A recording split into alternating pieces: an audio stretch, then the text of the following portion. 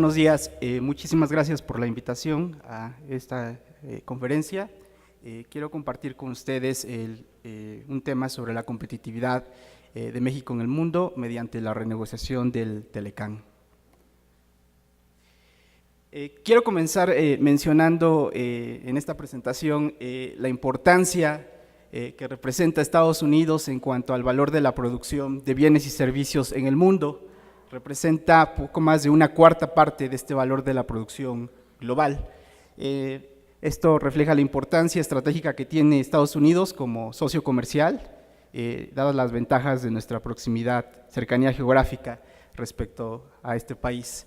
En segundo lugar, tenemos a China con 15.5% y bueno, ya más abajo Japón y Alemania con participaciones un poco menores. Voy a estructurar esta presentación metafóricamente con tres grandes apartados, lo bueno, lo malo y lo feo, únicamente como para señalar en cuanto a lo bueno, hay señales positivas de recuperación a nivel global, aunque con ciertos riesgos latentes. Lo malo y lo feo, pues las oportunidades y donde están las tareas pendientes, los retos que tenemos nosotros aquí como país para salir adelante. Entonces, pasamos con lo bueno. Me voy a ir muy rápido en esta parte porque es el entorno global. Sorprendentemente se registra un crecimiento importante al segundo trimestre de la economía de Estados Unidos con 3% anualizado, señales buenas, se están generando empleos. Japón también su crecimiento se ha revisado al alza debido principalmente a la producción industrial, producción manufacturera, construcción, electricidad, gas y agua en este aspecto, y también las exportaciones. La Unión Europea, la región también está creciendo de manera generada, pero también de manera importante el riesgo político se ha atenuado. Esta reestructuración a raíz de la salida del Reino Unido, ¿no? de la Unión Europea, el Brexit, ¿no? Las cosas parecen empezar a tomar su curso de una manera favorable. Y por último, el crecimiento de corto plazo de China también se ha reactivado principalmente por la expansión del crédito o el financiamiento. En cuanto a las economías avanzadas en general, también se revisan al alza sus proyecciones de crecimiento, principalmente en países de la zona euro, como Alemania, España, Francia e Italia. En las economías emergentes, por ejemplo México, pero también sudeste asiático, hay un repunte sostenido de la actividad con una mejora paulatina de los grandes exportadores de materia prima. Este es el motor de crecimiento que está reactivando el crecimiento de las economías emergentes.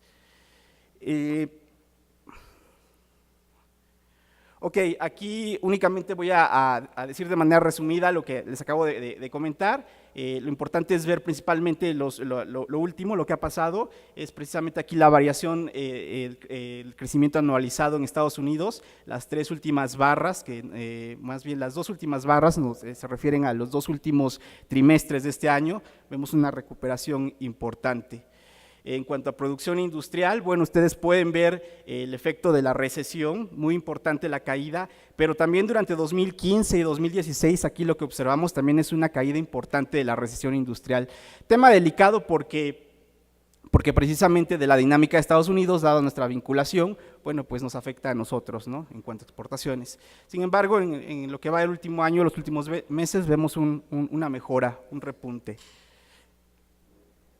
Aquí ustedes pueden ver en cuanto a la economía de Japón, bueno, ha tenido alrededor de 4 o 5 periodos de recesiones, tema poco preocupante, pero con una mejora también en el último año. Japón, aquí lo que ustedes pueden ver es la dinámica de producción industrial y exportaciones, o sea, hay una correlación, mejoran las exportaciones, mejora su producción industrial, o sea, están ampliamente relacionados, dado que pues, lo que se puede pensar es que es una economía orientada hacia el exterior, o sea, produce para vender en mercados externos, ¿no? Y de aquí está esta recuperación. En la zona euro, bueno, vemos un crecimiento económico en los últimos 3 años, pero sin embargo también vemos, o sea, posterior a esto, una desaceleración en las barras azules en los últimos años. Perdón. En cuanto a China, bueno, esto es sabido, tiene en los últimos años ha tenido tasas muy altas, sin embargo vemos una desaceleración importante. Esto es muy importante, aquí quiero mencionar lo siguiente. Por ejemplo, en el caso de México sabemos su fuerte vinculación a los Estados Unidos, más de 4/5 partes de sus exportaciones no petroleras, es decir, manufacturas, van hacia el mercado americano. Pero ¿qué pasa con América Latina? Ellos no producen tantas manufacturas, su producción industrial no es tan manufacturera como la de nosotros, producen commodities, materias primas, vinculadas precisamente a mercados asiáticos, China. Entonces, la desaceleración de China en los últimos años, aunado a una baja en el precio de estas materias primas o commodities, bueno, ha sido un factor que ha presionado a un menor crecimiento y en algunos casos, pues un crecimiento pues no tan halagador en las economías de América Latina, pensemos Brasil, Chile, por ejemplo, ¿no? Entonces aquí nos habla de la vinculación que tienen algunas economías de América Latina con mercados como Asia, diferente caso el de nosotros que estamos vinculados más a Estados Unidos con una producción más manufacturera o industrial. En cuanto a la economía mundial, en los últimos 30 años, del 80 hasta acá, si sacamos el promedio, ha crecido alrededor de 3.5%, pero sin embargo en los 2 últimos años, las barras amarillas, vemos un ajuste a la baja, 2.8% y se espera un 3% de crecimiento a nivel global en 2017. O sea, hay una desaceleración importante de largo plazo, ¿no? Este serían los pronósticos que nosotros hemos realizado como investigación. Nuevamente aquí vemos en un comparativo por regiones y por países, nuevamente a nivel mundial vemos una desaceleración, también China, pero muy por encima de su crecimiento económico, nuevamente como motor de crecimiento de esta dinámica del valor de la producción de bienes y servicios a nivel global. En cuanto al indicador global del comercio mundial, vemos que obtuvo un indicador de 102.6 puntos en el tercer trimestre de este año, o sea, está en un rango por arriba de la tendencia, y bueno, lo que podríamos decir es que es el más alto desde abril de 2011. Esto es importante porque nos está diciendo de alguna manera que la dinámica del comercio se está recuperando en cierto sentido a nivel global. Alto crecimiento en pedidos de exportaciones, cargas aéreas y embarcaciones explican esta alza y es una mejoría, un reflejo de la mejoría económica en el mundo en general. Sin embargo, hay signos de alerta, por ejemplo, como en productos agrícolas, materias primas y componentes electrónicos, hay cierta debilidad. El índice se encuentra por debajo de lo que es la dinámica promedio, con 98.8 puntos. Y, por ejemplo, en perspectiva para producción de ventas y automóviles, la producción y ventas de automóviles está a la baja. Esto nos estaría, de alguna manera, sugiriendo si la confianza del consumidor realmente está tan fuerte en sus expectativas como para poder seguir sosteniendo esta producción y esta colocación de automóviles en el mercado americano, en nuestro caso. Y bueno, nuevamente, aquí en cuanto al PIB manufacturero, lo que observamos también, no es el PIB manufacturero, es el índice de compras de pedidos en el sector manufacturero de China. Si está por arriba del 50%, lo que observamos es que su dinámica está en expansión. Lo que vemos es que desde 2016, la segunda mitad de 2016 hasta ahora, se mantiene sólido o fuerte. Si estuviera por abajo del 50%, lo que nos está, más bien 50 puntos, lo que nos está indicando es que se está debilitando. Entonces hay un buen manejo de este indicador, nuevamente buenas expectativas. Los detonadores del comercio, los que se mantienen con las líneas naranjas, son más bien con las flechas verticales, es que se mantienen estables, ¿no? Por ejemplo, el volumen de comercio global se mantiene estable, los bienes básicos en agricultura, materias primas y agrícolas se mantiene estable. Sin embargo, las órdenes de exportaciones, la carga aérea internacional, los contenedores portuarios están al alza, o sea, hay un incremento, y los que están a la baja o hay una caída es la producción y venta de automóviles y los componentes electrónicos. Este es un cuadro resumen sobre las expectativas del crecimiento de diferentes economías. En el mundo se espera un crecimiento para este año de casi 3%, en el 2018 también 3%. Noten ustedes, Estados Unidos también una mejora, 2.1% respecto a 1.6% el año pasado. México con una caída, 1.4% en comparación con 2.3% del año pasado, pero se espera una recuperación de 2.1% para el siguiente año. Y observen ustedes hasta abajo, lo que son las economías asiáticas, pues son aquí las de mejor desempeño, las estrellas, ¿no? 4.7% este año y 4.9%, casi 5% para el siguiente año, ¿no? Entonces Asia nuevamente con esta dinámica acelerada. Lo malo, aquí yo ya voy a entrar un poquito más en lo que es la parte de los retos, nuestra relación comercial con Estados Unidos, América del Norte, Canadá. La incertidumbre en torno a las políticas se mantiene elevada y podría agravarse como consecuencia de la política fiscal y de regulaciones en Estados Unidos. Generan incertidumbre en el sentido de que no son tan fáciles de predecir qué es lo que va a quedar o si lo que queda se cambia en los siguientes 3, 4, 5 años. Persiste el riesgo a pesar del crecimiento, con altos desempleos en la zona euro y, por ejemplo, el fuerte desempleo en países como Italia sigue limitando el crecimiento y el desarrollo futuro de algunos países en la zona euro. Aquí está uno de los puntos centrales, es preocupante el creciente discurso nacionalista, ciertos brotes en ciertas latitudes del mundo de una vuelta al proteccionismo económico, lo que de alguna manera puede limitar los flujos de comercio mundial, ¿no? No solo en América del Norte, sino en algunas otras latitudes se está dando este movimiento nuevamente hacia el proteccionismo, ¿no? Hacia cerrar las economías, tema delicado. Latinoamérica, por ejemplo, crisis de legitimidad política y corrupción, en el caso de Brasil, bueno, Venezuela, un caso preocupante, y bajas tasas de interés en algunas economías, lo que nos sugeriría que si estas tasas de interés permanecen bajas, entonces las señales de recuperación económica no son del todo contundentes, ¿no? Hay brotes ahí que nos estarían diciendo, bueno, aguas, cuidado con este desempeño. Tema preocupante también, en estos días se ha dado los primeros pasos por parte de la administración Trump de revocar la reforma financiera que hizo Obama, la ley Dodd-Frank, que nos habla de la regulación del sistema financiero en Estados Unidos para poder manejar los préstamos de los grandes bancos con precaución o poder demostrar que están blindados ante estas crisis financieras o de manejo de grandes cantidades de recursos, ¿no? Entonces se está buscando, se han dado los primeros pasos para revertir esta ley que se promulgó durante la administración Obama, y entonces aquí también esto es un punto de incertidumbre.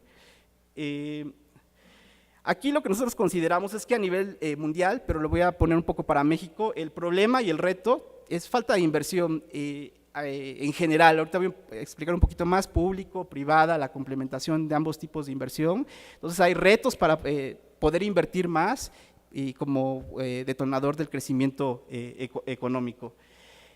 Sin embargo, hay que considerar, por ejemplo, que en países como los latinoamericanos, dado el bajo crecimiento de las materias primas, en este caso, los ingresos en las arcas de estos países exportadores se han limitado. Entonces, pues hay pocos incentivos a seguir invirtiendo en países latinoamericanos frente a este precio bajo de los commodities, ¿no? Y a una demanda, no como lo fue hace algunos años por parte de China. Esto es un poquito teórico, me lo voy a saltar y bueno, aquí lo único que quiero mencionar también es que en cuanto a tasas de desempleo, aquí lo que podemos observar después durante la recesión económica 2008-2009, observamos fuertes tasas de desempleo en países de la zona euro. Tal vez aquí el que menos ha enfrentado esta crisis es Francia, ¿no? La línea punteada, pero vemos países como España y Grecia en donde sigue el problema de altas tasas de desempleo, ¿no? Un reto importante. Tasas de participación laboral, nuevamente esto es lo mismo, como pueden ver, una tasa muy baja en Italia, una tasa bastante elevada en China, Canadá, los BRICS, Estados Unidos medianamente moderada, México a mitad del puntero en cuanto a la participación laboral, es decir, cuánto representa a la población ocupada respecto a la población económicamente activa y respecto a la población en general de 15 años y más, ¿no? Entonces aquí lo que vemos, México a mitad de este tablero.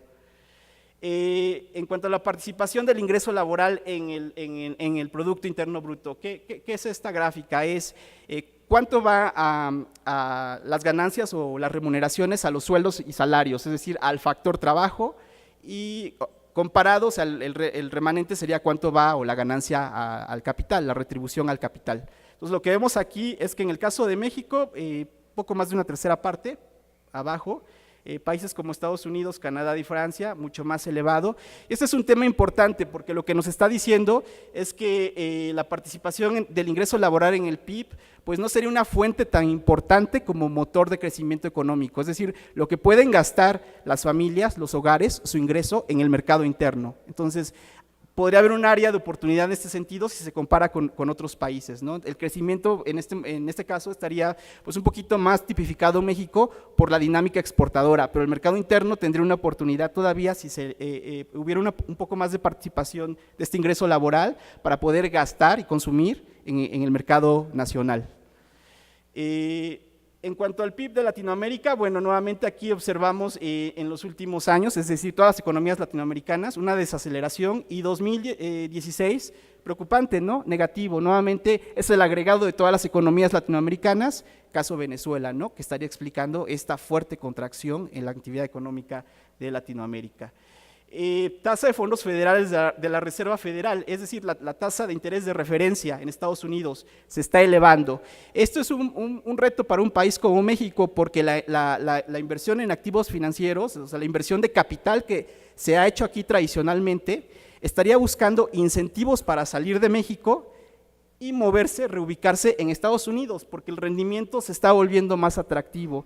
Entonces, si salen capitales, si salen dólares de la economía mexicana, esto nos baja nuestros niveles de reservas internacionales y este nivel de reservas internacionales es un factor importante para poder mantener la estabilidad macroeconómica, podría estar incidiendo, por ejemplo, en precios, en inflación, una fuerte salida. Está controlado en este momento, pero esto nos indica que hay retos, ¿no? Está subiendo la tasa de interés en Estados Unidos, lo que hace atractivo que estos capitales que originalmente estaban en México o en otros países busquen regresar a su país de origen.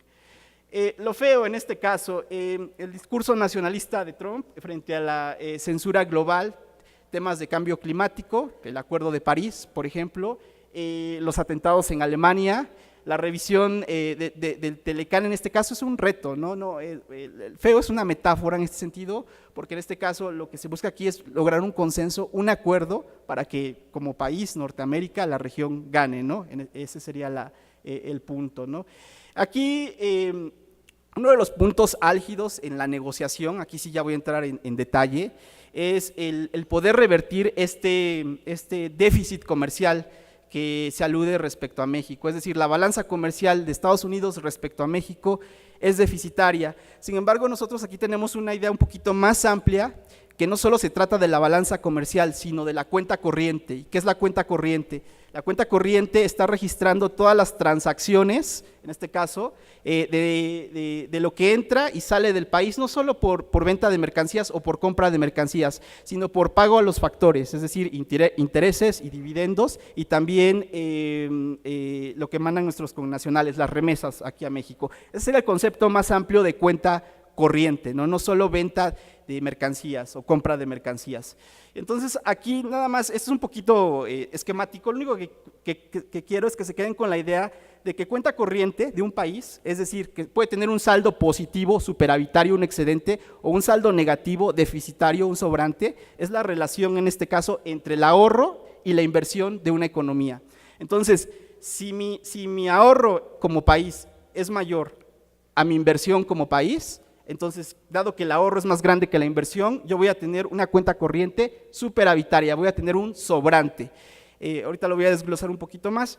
Si mi inversión, por el contrario, es mucho mayor que mi ahorro, inversión tanto pública como privada, entonces mi cuenta corriente, ojo, cuenta corriente en el sentido más agregado, que incluye la balanza comercial. Si mi inversión es mayor que mi ahorro, entonces voy a tener un faltante, va a ser deficitario. Entonces, lo que nosotros consideramos en el caso de lo que está pasando en América del Norte, pero para el caso específico de Estados Unidos, fíjense ustedes, aquí en la parte de arriba desglosamos la parte privada, el sector privado, empresas, y abajo la parte pública, el gobierno. Entonces, lo que tenemos es que el ahorro privado, la línea café, es mayor que la inversión privada en Estados Unidos. Entonces, tenemos una cuenta corriente privada superavitaria en Estados Unidos, hay un excedente, que es la línea verde, esa área que está marcada ahí. Sin embargo, si ustedes se fijan, en el caso público, la inversión es mucho mayor, pública, que el ahorro público. Entonces, la cuenta corriente, lo que está en rojo es superavitario, o sea, la línea horizontal, que es cero, valores negativos, me está hablando de este déficit. Si nosotros sumamos lo que es la cuenta corriente superavitaria de Estados Unidos, la privada, contra la pública, lo que tenemos es que en general es deficitaria. Entonces, se trata de un problema estructural de la economía en cuanto al manejo de estas grandes variables, que va más allá, que rebasa el tema del comercio de bienes y de mercancías, bienes y servicios. Aquí está el histórico, en este caso, lo que estamos resumiendo en la última columna, de 2008 a 2016, es la cuenta corriente de Estados Unidos. Tiende a corregirse, o sea, tiende a disminuir, pero sigue siendo negativo, ¿no? En el último año, 2016, asciende a 461,000 millones de dólares de déficit en el agregado, que sería lo que vimos esquemáticamente en la gráfica anterior. En general, por ejemplo, las ideas que hemos visto en los medios de comunicación, por ejemplo, es 2 simples reglas en Estados Unidos, en el caso de esta administración: compre americano, contrate americano. Programa de infraestructura propuesto de $1 billón, o sea, 1 trillón en este caso, en lo que es la unidad en Estados Unidos. Retener y recuperar inversión en Estados Unidos, mantener y recuperar puestos de trabajo, construcción del muro en la frontera norte del país, impuestos a remesas y reducción de tasas de impuestos y ajustes fronterizos. Como ustedes sabrán en las últimas noticias, bueno, la parte de la tasa de impuesto al ajuste fronterizo de las importaciones que pudiera hacer Estados Unidos, este es un elemento descartado, o sea, ha quedado eliminado de esta parte del plan que se tenía inicialmente. Sin embargo, como pueden ver, esto es para Estados Unidos, la tasa de desempleo cae, quiere decir que hay una recuperación del empleo en ese sentido. Desde la crisis empieza, o sea, repunta 2007, 2008, 2009, pero tiende a caer esa tasa de desempleo en Estados Unidos, o sea, hay señales de una recuperación en este caso. La propuesta fiscal, bueno, también en los medios se ha dicho, se redujo la tasa impositiva a las corporaciones de 35 a 15%, lo que estaría incentivando una relocalización, reubicación de las inversiones en ese país. También se incrementan los montos deducibles para las familias y se reduce la tasa máxima impositiva, la del ingreso sobre la renta en Estados Unidos, de 40 a 35%. Se anuncia un solo impuesto y los ingresos por utilidades de lo que vende Estados Unidos hacia el mundo, o sea, sus exportaciones, estarían exentos de un pago de impuestos. Lo último es lo que les mencioné hace un momento. ¿Y cómo se compensaría esta reducción en los ingresos? Porque lo que se estima es que con estas medidas Estados Unidos estaría perdiendo alrededor de 200,000 millones de dólares al año, lo que equivaldría al 5% de su recaudación anual. Bueno, se esperaría que esta pérdida de ingresos se compense con un mayor crecimiento apoyado en menos impuestos o más empleo con un mayor crecimiento. Bueno, y aquí como nota adicional, sin embargo, históricamente en los años 80 lo que se ve es que la administración de Reagan no lo logró. Su déficit fiscal, es decir, ese faltante de sus ingresos y gastos, era de 2.5% en el 81, pero para el 84 se aumentó a casi 5%. O sea que esta política, si la viéramos así, como retrospectiva en el pasado, sería un importante reto, ¿no?, a lograrlo. Esto es nuevamente lo que les he comentado, la parte histórica. Y bueno, aquí en cuanto a la balanza comercial, ahora sí entremos al dilema si se corrige ese déficit comercial, o sea, ventas y compras de Estados Unidos de bienes y servicios, mercancías, ahora sí, cuenta corriente. Lo que vemos nos referimos a Estados Unidos, su balanza comercial, es lo que Estados Unidos le exporta a China y lo que Estados Unidos le compra a China. Entonces la relación me da un balance, la diferencia que tiene un faltante, es decir, Estados Unidos le compra más a China de lo que le vende a China. Y tenemos que es un faltante por 347,000 alrededor millones de dólares, deficitario. ¿Cuánto representa eso del total del déficit comercial de Estados Unidos? 46%, es decir, ese es el déficit en cuenta corriente de Estados Unidos con China. Y así tenemos los demás países. Lo que vemos aquí es que en el caso de México solo representa 8.42%. Entonces, en perspectiva, lo que se está argumentando uno diría, bueno, ¿y qué pasa con economías asiáticas como China, Japón, etcétera, ¿no? O sea, no es un problema único o característico hacia nuestro país, sino que es un problema estructural con otros países también, ¿no? Esa sería la dimensión. O sea, nosotros en ese déficit comercial solo representamos un 8%, 8.5%. El caso de China, 46%. Aquí quiero hablar de la fuerte interdependencia entre las economías, las cadenas de valor, es decir, la relación que existe como producción compartida entre los tres países, es decir, diferentes productores elaboran diferentes partes y componentes que cruzan las fronteras de las tres economías. Lo que vemos son los trabajos de Estados Unidos que están asociados en este caso al comercio con México en la primera columna y vemos por ejemplo el total que son alrededor, pero son estos trabajos empleos directos. Si consideráramos los empleos indirectos, o sea los que están de alguna manera relacionados de servicios de apoyo, etcétera, el número sería mayor a 6 millones de empleos. Únicamente aquí estamos contabilizando empleos directos en Estados Unidos que se generan y que dependen, que están relacionados del comercio con México. En la segunda columna lo que vemos es que son alrededor de 6 millones de empleos y vemos que estados como California, o sea los estados fronterizos son los donde más se genera, 692,000 empleos. Si vamos bajando en la gráfica, a lo mejor no es muy legible, pero por ejemplo en Illinois son 252,000 empleos, etcétera, etcétera, ¿no? Por detalle. Pero vamos a algo más relevante que es el comercio, es decir, aquí lo que se hace ver, lo que se hace o lo que se presenta es qué tan relevante es México como principal o segundo destino exportador de Estados Unidos por cada estado. Entonces, en la última columna lo que tenemos son los destinos. Por ejemplo, para Arizona, nosotros somos el primer destino exportador.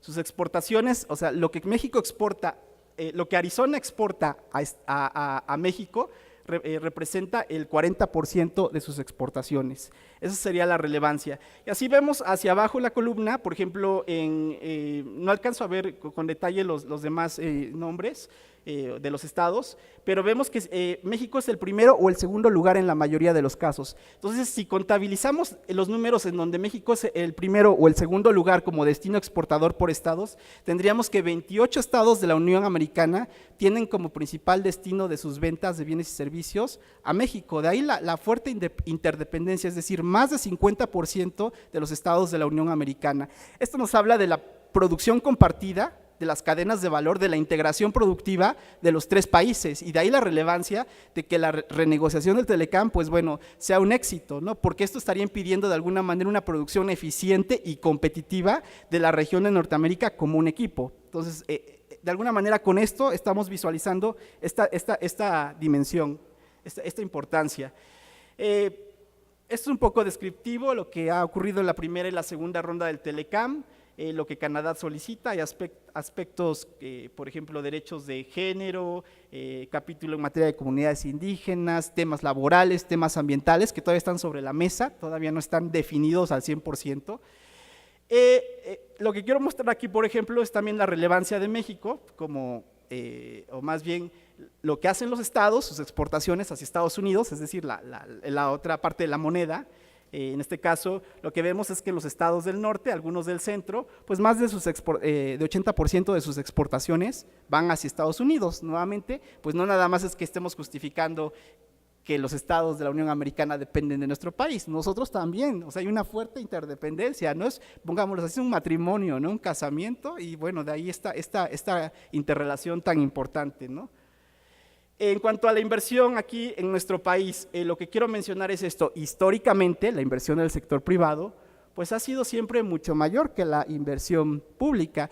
Esto es entendible en una economía de mercado, pero uno no puede justificar esto al decir que la inversión pública, históricamente, por ejemplo, desde el año 1939, lo que tenemos hoy en día es 2.7% como porcentaje del PIB, es de las más bajas en este contexto, en esta historia, ¿no? De varios años.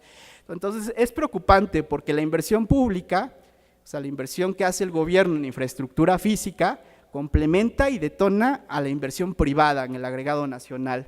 Y pues bueno, aquí pensamos en carreteras, en hospitales, en escuelas, etcétera. Y nuevamente, esto pues es un activo para el país. Entonces, idealmente lo que debería de hacer, muy bien, la inversión privada, pero también la inversión pública, bueno, debería tener en infraestructura física una mayor participación, un gran reto en el caso de México.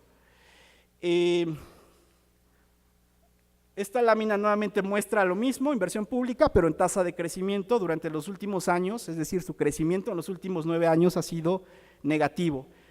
Idealmente buscaríamos que esta tendencia se revirtiera. En cuanto a inversión extranjera directa hacia México, una dinámica importante, el último dato no lo tomé, 2017 es al segundo trimestre, no lo tomemos más bien tomémoslo con cautela porque nos está hablando de la mitad del año.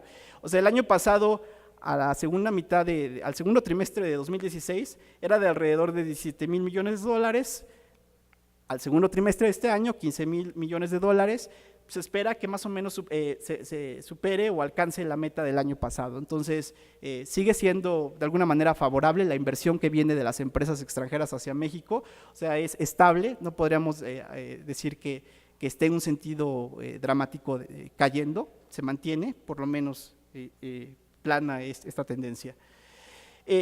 Nuevamente, la importancia de las cadenas de valor y de la producción compartida, entre 99 y 2017, o sea, casi 20 años, si acumulamos el origen de la inversión extranjera por país, vemos que Estados Unidos tiene una participación de 47%, o sea, muchas empresas americanas han invertido en nuestro país, de ahí esta fuerte interdependencia. Relaciones históricas también, España, importante, 12%, Países Bajos, interesante, ¿no? Porque pudiera haber una relación histórica o cercanía geográfica, pero Países Bajos casi 11% también. Entonces, esto nos habla de esta producción compartida entre las economías. Tal vez esto sea interesante aquí, en el contexto de la industria del plástico, lo que vemos es la inversión extranjera directa en el sector de plástico y de hule como proporción de la inversión extranjera directa en todas las manufacturas. Lo que vemos es que es estable, ligeramente creciente, la tendencia es un poquito plana, pero podemos encontrar una cierta tendencia hacia arriba, 8.5% de la inversión extranjera directa en manufacturas en el 16, 6.6% en lo que va de este año, o sea, no podemos ser concluyentes porque no hemos terminado este año.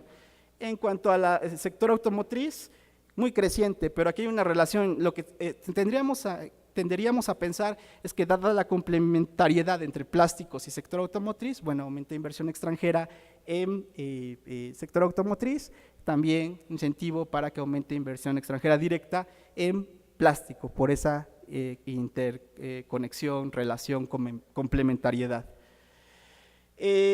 Para concluir aquí, lo único que quiero comentar es que nuestra vulnerabilidad o capacidad de resistir, de reaccionar ante sucesos, choques del exterior, depende de esta fortaleza interna que podamos tener en cuanto como país.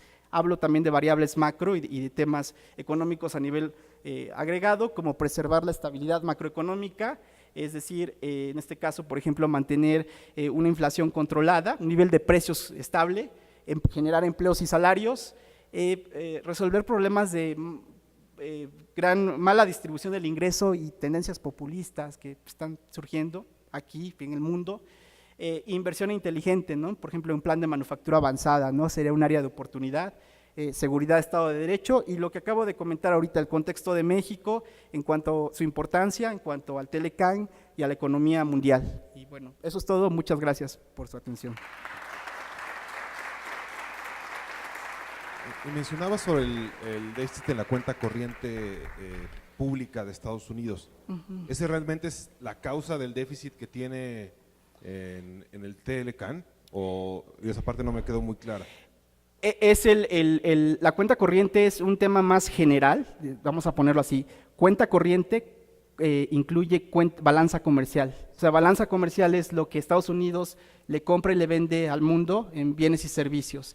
Eso forma parte de cuenta corriente. Entonces, en el agregado, su déficit en cuenta corriente, que incluye la balanza comercial, es deficitario, pero no por lo que está haciendo el sector privado en sí mismo, sino por la relación del sector público, que es el origen de esta causa. Sí, eso es a lo que iba. Entonces, realmente el Telecan no es la causa de su déficit, es realmente la manera en que ellos operan su inversión pública o su manejo de las finanzas públicas. Es correcto en el sentido más agregado, ¿no? O sea, cuando hablamos de inversión y ahorro, que era como los dos variables o aspectos a considerar, en el caso público, en Estados Unidos, el sector público, su inversión es mayor a su ahorro, de ahí esa relación, y no exclusivamente, no importa lo que se haga en cuanto a restricciones al libre comercio, salirse del TLC, adherirse a las reglas de la OMC, encarecer esta producción vía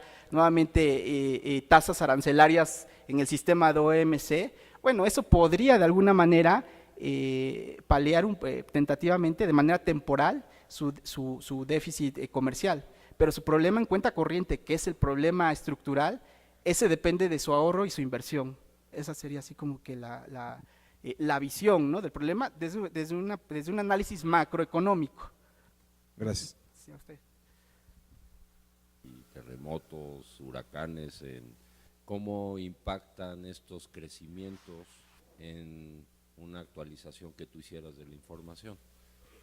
Sí, básicamente aquí lo que estamos viendo es la necesidad de recursos, tanto públicos como privados, ¿no? Y esto pone así como una alerta, una pregunta con focos rojos, ¿de dónde obtenemos estos recursos, no? Lo que está haciendo, hemos visto, ¿no?, que hay movilización, hay participación de la parte de la sociedad civil, pero también digamos que hay planes de contingencia, ¿no?, de los gobiernos que están atendiendo esto, pero lo que vemos es que definitivamente la reconstrucción, vamos a considerarlo aquí, ¿no?, en el caso de estados como Chiapas y de Oaxaca, pues es un reto muy importante, ¿no?, en donde esta reconstrucción no solo se trata del dinero que se va a destinar para volver a levantar esto, sino de que las actividades económicas se están entorpeciendo, se están paralizando, ¿no? Entonces es doblemente el reto y bueno, una respuesta yo creo que muy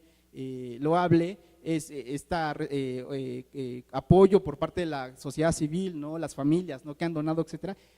Desde luego la parte de planes de contingencia del gobierno, y yo creo que sí sería muy importante aquí ayuda internacional, ¿no?, recibir recursos, en este caso ante esta pues catástrofe, situación desafortunada.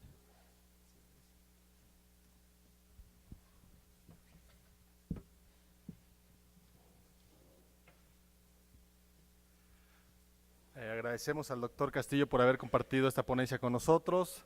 Solicito al licenciado Ángel Oria esté aquí presente para hacer una entrega de reconocimiento al doctor Castillo. Muchas gracias, doctor.